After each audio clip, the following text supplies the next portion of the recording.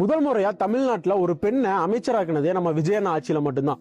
100 வருஷம் அரசியல்ல தமிழ்நாட்டுல யாருமே பண்ணாதான் நம்ம விஜயண்ணா பண்ணியிருக்காரு. இதுதான் ஒரு உண்மையான அரசியல் மாற்றம் அப்படின்னு சொல்லலாம். இப்படியே பேசி இந்த வீடியோ நான் முடிச்சிட்டேன்னு வைங்களேன், இந்த வீடியோக்கு ஒரு 1 லட்சம் வியூஸ், கிட்டத்தட்ட ஒரு 10,000 லைக்ஸ் அந்த மாதிரி வந்துடும். ஆனா ஒண்ணு மட்டும் தெரியுது மாப்ள, இந்த விஷயத்தில் நீ பெரிய டகாட்டியோ. ஆனா உண்மை இது கிடையாது. நேத்து நான் என் ஃப்ரெண்டு கிட்ட பேசும்போது அவன் என்ன சொன்னான் அப்படின்னா, முதல் முறை ஒரு பெண் அமைச்சராக்குனதே விஜயண்ணா தான் அப்படின்னு சொல்லி சொன்னான். அத பத்தி நானும் உங்ககிட்ட தனியா பேசணும்னு தான் நினைச்சேன்.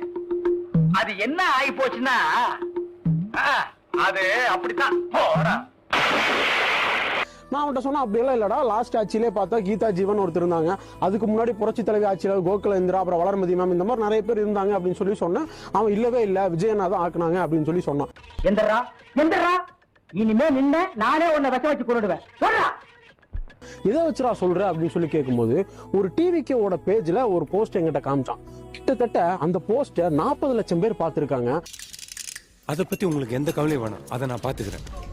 ஆனா இப்போ இந்த 3 பேர் தான் நம்ம டார்கெட். வேற ஏதாவது அவங்கள பத்தி டீடைல்ஸ் கிடைச்சதா?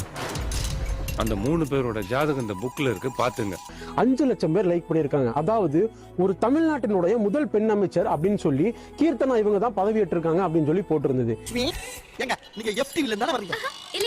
இல்லையா? அப்ப சன் டிவி இளமை புதுமை நிகழ்ச்சியில 5-6 பேர் சேர்ந்து கூடி கும்மி அடிப்பாங்க, அதுல வரீங்களா? எனக்கு உண்மையாலுமே லிட்டரலி ஷாக்கா இருந்தது. அப்படி கிடையவே கிடையாது. தமிழ்நாடோட first woman minister Rukmani Lakshmipathi அப்படிங்கிறவங்க 1946ல பதவி ஏற்றுட்டாங்க. ஆனா கீர்த்தனா தான் முதல் முறையா ஒரு பெண் பதவி ஏற்றிருக்காங்க அப்படின்னு சொல்லி அந்த பேஜ்ல போட்டதை 5 லட்சம் பேர் லைக் பண்ணிருக்காங்க, ஒரு 40 லட்சம் பேர் பார்த்திருக்காங்க.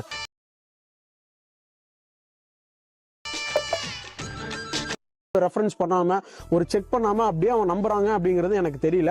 எந்த கட்சியோட பேஜ்ல போட்டிருந்தாலுமே தயவு செஞ்சு அதை உங்களோட சார்பா ஒரு ரெஃபரன்ஸ் பாத்துக்கோங்க. அதை நார்மலா ஒரு ஸ்கிரீன்ஷாட் எடுத்து சாட் ஜிபிடில போட்டாலே அது உண்மையா பொய்யா அப்படிங்கிறது தெரியும். தயவு செஞ்சு இந்த மாதிரி ஃபேக் நியூஸ் எல்லாம் நம்பாதீங்க.